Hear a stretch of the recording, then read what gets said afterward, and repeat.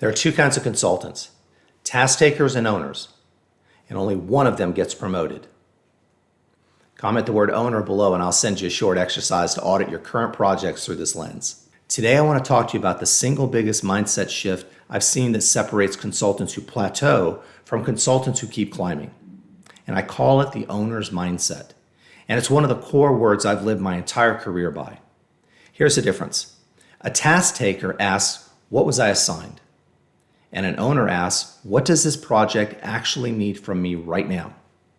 Now that sounds like a small difference, but it's not. It changes everything about how you show up. You see, a task taker waits to be told there's a problem. An owner spots the risk 3 weeks before it becomes visible to everyone else and raises it early. A task taker does exactly what's in the scope for their role, and an owner asks, is there a gap here that nobody's covering, and can I be the one that covers it? A task taker finishes the deliverable and waits for the next assignment. An owner asks, does this actually solve the client's real problem, or did I just check a box?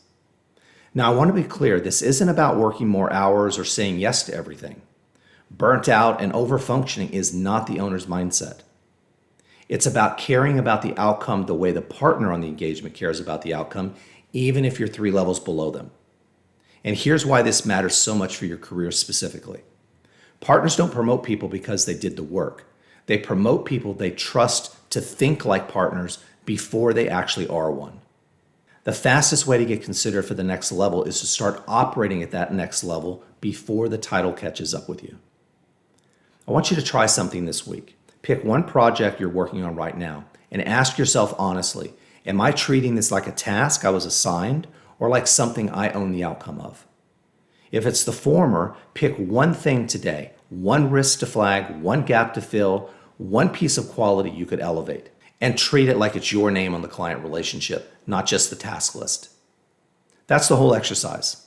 Small, but it compounds fast because the people around you notice this shift before you even realize you've made it. This is one of the 5 words I've built my entire coaching philosophy around. Owner's mindset, proactivity, performance, accountability, and fun. Inside the Consulting Career Accelerator, we go deep on all 5 because together they're what actually builds a promotable reputation.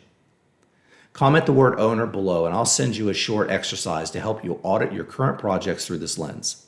I'm Michael Hendrix, and Thursday we're talking about executive presence and why it's not a personality trait, it's a discipline you can actually build.